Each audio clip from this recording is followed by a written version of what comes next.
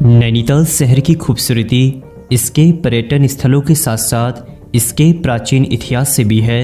जब भी हम नैनीताल की ऐतिहासिक गतिविधियों का वर्णन करते हैं तो उसमें ब्रिटिश काल के साथ साथ पौराणिक कहानियों और लोक गाथाओं का भी जिक्र किया जाता है। ऐसे में एक लोक गाथा नैनीताल की इतनी प्रचलित है कि जिसे कुछ लोग जानते हैं और कुछ नहीं भी।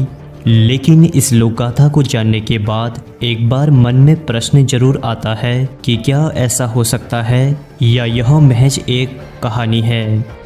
वैसे इस वीडियो का कंक्लूजन हम बाद में निकालेंगे, पर उससे पहले ज़रूरी यह है कि कहानियों का जिक्र अक्सर जीती जाती घटनाओं पर आधारित होता है। जहां पुराने समय से कहा जाता है कि नैनीताल में एक मत्स्य कन्या रहा करती थी जो सुबह के समय झील से बाहर निकलकर कुछ पल ठंडी सड़क में बैठकर समय बिताती थी। दोस्तों, यह वीडियो काफ़ी इंटरेस्टिंग है, तो आप थोड़ा सा रिलैक्स हो जाइए और वीडियो को देखने के बाद अपने तर्क कमेंट बॉक्स में ज़रूर दीजिएगा। तो चलिए वीडियो को स्टार्ट करते हैं। नैनीताल में जलपरी या मत्स्य कन्या को 1830 से 1940 के मध्य तक कुछ लोगों ने देखा था, जहां लोगों ने क्लेम किया था कि एक महिला रूपी विशाल मछली कुछ देर झील से बाहर निकलती है और लोगों को देखने के बाद अचानक से झील में कहीं गायब हो जाती है।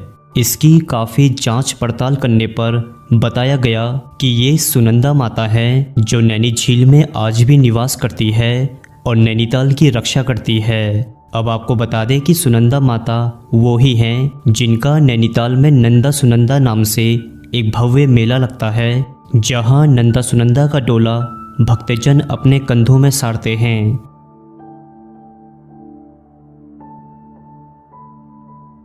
यदि हम नंदा सुनंदा देवी को अगर ध्यान से देखते हैं तो आप इनमें मछली की आकृति को देख सकते हैं और इनके मुकुट का डिजाइन भी मछली के स्वरूप ही दिखता है। साथ ही में इनके शरीर का वर्णन कोई भी स्पष्ट तरीके से नहीं बता पाया है, जिससे कुछ हद तक उस प्राचीन काल में देखी गई जलपरी का रहस्य नंदा या सुनंदा देवी को ही दिया जाता है। लेकिन अधिकांश लोग इस जलपरी को सुनंदा माता से ही जोड़ते हैं, क्योंकि माँ नंदा देवी पहाड़ों में विराजमान हो गई थी और माँ सुनंदा देवी नैनीताल में ही रही।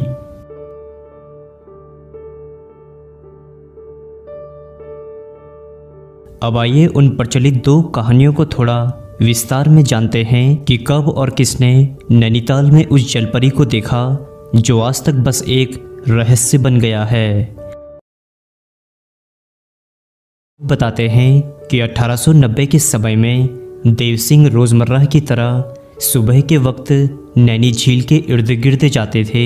देव सिंह उस समय छोटे मुनीम थे जो अपने पिता के व्यवसाय में देखरेख करते थे।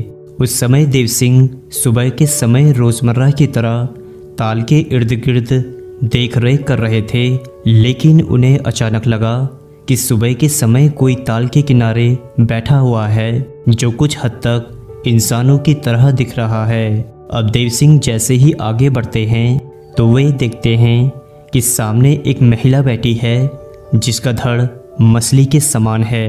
लेकिन जैसे ही वह देव सिंह को देखती है तो वह तुरंत ताल में कूदकर कहीं अदृश्य हो जाती है। यह देखकर देव सिंह के आश्चर्य का ठिकाना नहीं रहता है और वे इसकी सूचना अन्य लोगों को भी देते हैं, मगर लोग उनकी बात को झुठला देते हैं।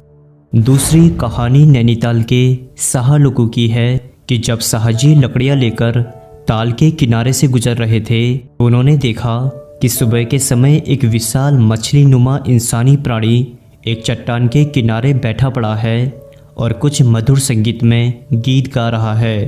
अब इस बात को लेकर लोगों में कहासुनी काफ़ी बार हुई, मगर ना मानने वाले लोगों ने इसे काल्पनिक कहानियों से जोड़ दिया।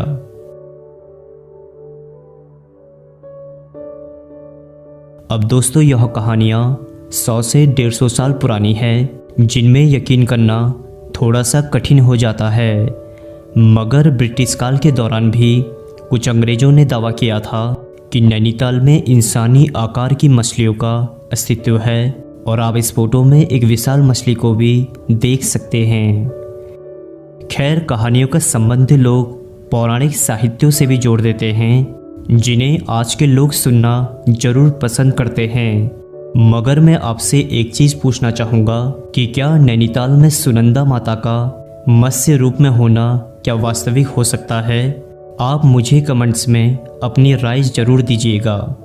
तो दोस्तों, अब मिलते हैं कुछ अन्य रोचक कहानियों के